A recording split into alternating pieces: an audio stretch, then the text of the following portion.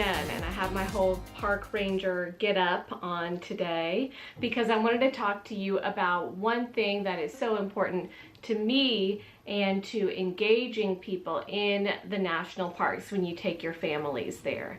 This is what I like to do the very first time I step foot in a park, what's been really successful for our family, and what I hope that you can take with you to help your family engage and enjoy our national parks. Let's get started. Well, the answer is, in short, it's the visitor centers. You need to stop at the visitor centers, and there are a myriad of reasons for you to attend the visitor centers. Probably the most important reason is safety, right? Because sometimes there will be conditions that you didn't know happen in that region of the country, and certain trails or certain locations that you might be interested in seeing might be unavailable to you. It may be because of certain weather conditions that have happened. It may be because of certain maintenance that's going on right now in the park system. Things are always popping up and evolving within the national parks. So to stop at the visitor center, to check in with the ranger, to read, there's usually a whiteboard, and to read the whiteboard to see what's going on at the park, the latest news, can be very helpful. Another reason why that can be very helpful, especially to your safety, is because some parks will post certain predator sightings on the whiteboards. Like I remember going into Old Faithful Lodge and there being a big whiteboard next to the ice cream shop, which everybody stops at that ice cream shop. And on the whiteboard, it had a list of different grizzly bear sightings in the park. So park visitors may want to see where these bears are, where the activity is, and maybe not take those trails on that day based on how close in time that report was given and written on that whiteboard. Getting safety information at the visitor center is essential, and that is the number one reason why you always want to start your trip to a national park at the visitor center. The number two reason to start your national park adventure at the visitor center is to get some information. There are some fundamentals that you're going to want to have. You're going to want to get a park map. You're going to want to get information about specific park tours. Some different ranger programs might be there. Sometimes you'll get those when you enter the park in the park newspaper, but sometimes you get more updated information or more detailed information when you actually collect it at the visitor center from the ranger station. So those sort of details that you're going to need at the park can be found at the visitor centers. That's the number two reason to visit these visitor centers first stop. Number three, if you have a certain itinerary that you plan to pursue during your visit, you may want to check with that ranger, especially if it's not the very most popular itinerary for visiting that park.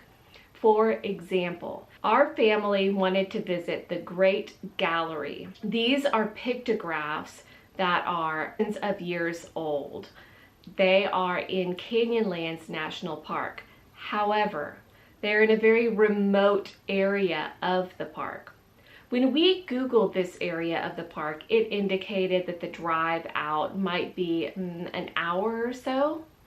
But when we spoke to a park ranger, due to both the conditions and the remote location and the speed at which we would have to drive on the roads to access the trailhead, we found out that it would be about a 5-hour drive just to get to this trailhead. We were also told about some other concerns and how it may not be the most appropriate hike for our family given what we had in our hiking backpacks and available to us that day. So discussing some of your plans with the ranger can be very helpful. Instead, we decided to do some different tours to go on a different trail. The rangers had some alternative routes to see some different pictographs and petroglyphs, and those we attempted. There were some issues there, but that had more to do with my anxiety about some of the off-roading issues we ran into.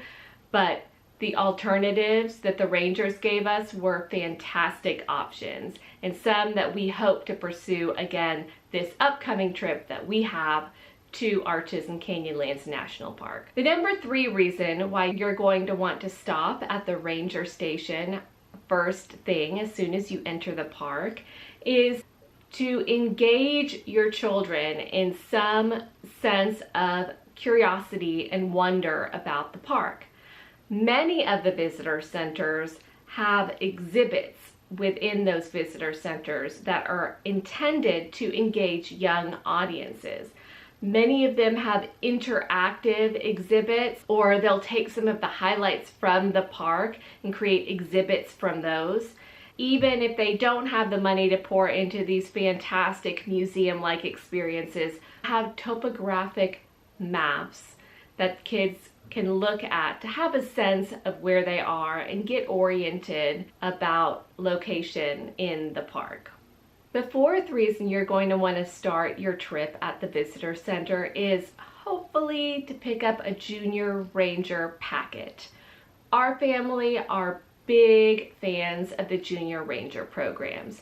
They seem to keep our kids focused and engaged in the park and learning about the park so that the parents can enjoy things like the scenery and the activity, the hikes, the other things that many adults might enjoy, but it may take time for kids to enjoy those broader interests. The Junior Ranger programs are fantastic answers to that, making sure everyone has something engaging to do while on your park adventure. The 5th thing that I want you to consider while you're at the visitor center is to go to the restroom. It's often one of the last areas where there are flushing toilets. Now, this sounds like not a big deal, but depending on the age of your children, having flushing toilets is going to be a game changer for you. In fact, there was one time when we were in Black Canyon of the Gunnison National Park, and our daughter was only about 3 years old, and we had to use a pit toilet. It was at that point that I realized that pit toilets were not made for little girls and that we needed to always travel with an alternative. I'll spare you the details on the outcome of that attempt to have a 3-year-old girl use a pit toilet, but it was grim.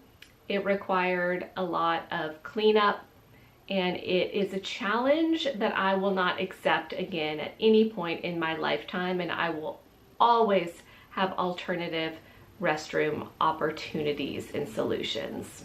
You'll also want to make sure that you have a snack and fill up your water bottles.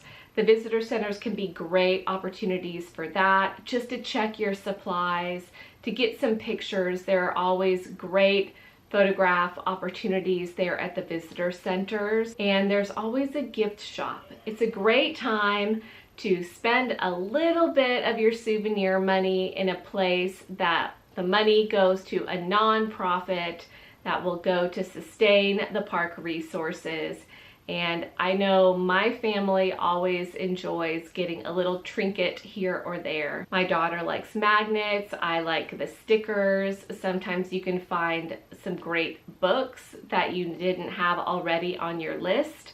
The shop is fantastic. And finally, this is the bonus reason why to start at the visitor center. Some visitor centers are just out of this world fantastic. They have exhibits or visiting scientists, people that represent different cultures, sharing some of their crafts or some of their discoveries with you.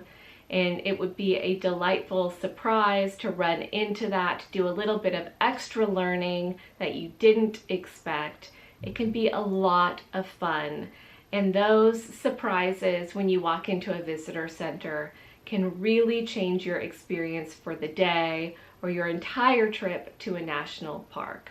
For example, you may have heard about our family's trip to the Badlands National Park and how when we went into a back room for our kids to work on a Junior Ranger program, that back room was full of paleontologists, that were actually doing some dry brushing of some different fossils that they had found. And it was a up and down experience of our kids getting up to see what the latest progress was on these discoveries, and then sitting back down to continue work in their junior ranger books. It was such a fantastic experience, and that part of the experience, that surprise there at that visitor center, really became the standout experience for us, even at a fantastic national park.